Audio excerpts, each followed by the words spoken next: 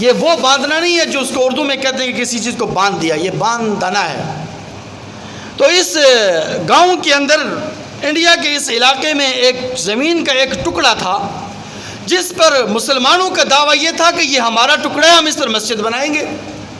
ہندو کا یہ دعویٰ تھا کہ یہ ہمارا ٹکڑا ہے، یہ زمین ہماری ہے، یہ حصہ ہمارا ہے، اس پر ہم رام مندر بنائیں گے۔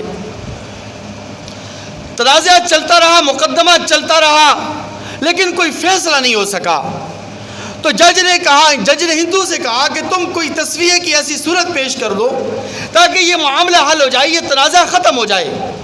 تو ہندو نے کہا کہ جناب والا آپ ایسا کیجئے، ہم آپ کو مسلمانوں کے ایک عالم دین کا نام بتلاتے ہیں۔ کس کے؟ اپنے کسی عالم کا نہیں کہا، اپنے کسی وڈیرے کا نہیں کہا، اپنے کسی چنگے مرس کا نہیں کہا، بلکہ کیا کہا کہ مسلمانوں کے ایک عالم دین ہیں، ان کو آپ بلائیے، اگر وہ ہمارے حق میں فیصلہ کر دیں، ہمارے حق میں گواہی دے دیں تو ہم رام مندر بنائیں گے، اور اگر وہ مسلمانوں کے حق میں گواہی دے دیں تو مسلمان مسجد بنا دیں۔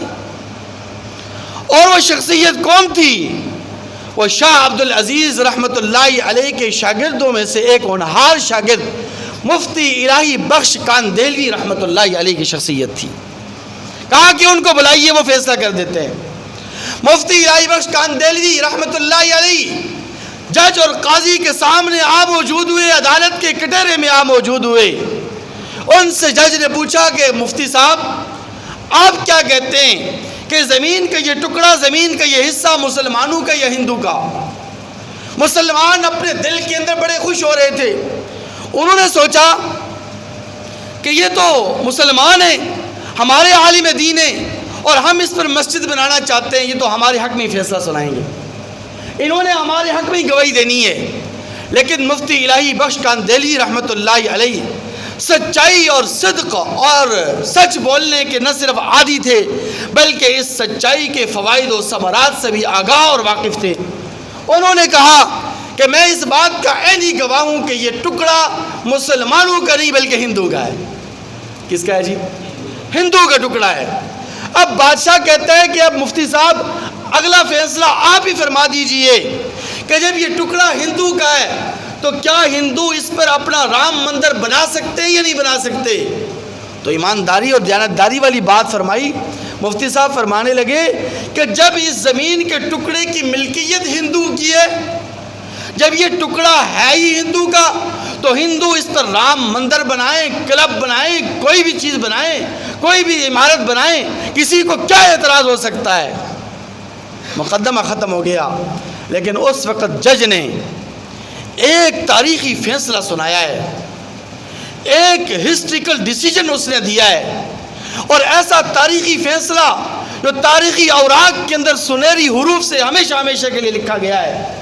اس نے کہا کہ آج کے مقدمے کے اندر مسلمان تو ہار گئے لیکن اسلام جیت گیا ہے، مسلمان تو ہار گئے لیکن اسلام جیت گیا ہے۔ اور قاضی نے اجازت دے دی، جج نے اجازت دے دی کہ ہندو اب تم اس پر اپنے رام مندر بنا سکتے ہو۔ انہوں نے کہا جج صاحب ٹھہریے، ہماری بات بھی سنیے۔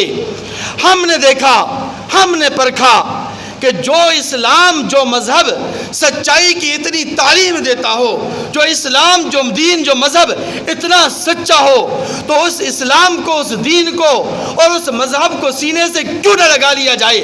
ہم بڑی عدالت کے اندر کلمہ شہادت اشہد ان لا الہ الا اللہ و اشہد ان محمد عبدہ و رسولہ پڑھ کر مسلمان ہونے کا اعلان کرتے ہیں۔ اور پھر انہوں نے کہا کہ اگلی بات بھی ہماری سن لیجئے جج صاحب، صرف بات یہاں تک ہی نہیں ہے بلکہ اگلا فیصلہ ہمارا یہ ہے کہ اب اس جگہ کے اوپر رام مندر نہیں بنایا جائے گا، اس جگہ کے اوپر رام مندر نہیں بنایا جائے گا، بلکہ اس جگہ کے اوپر، اس زمین کے حصے کے اوپر اب اللہ تبارک و تعالیٰ کا گھر، اللہ تبارک و تعالیٰ کی مسجد بنانے کا ہم اعلان کرتے ہیں۔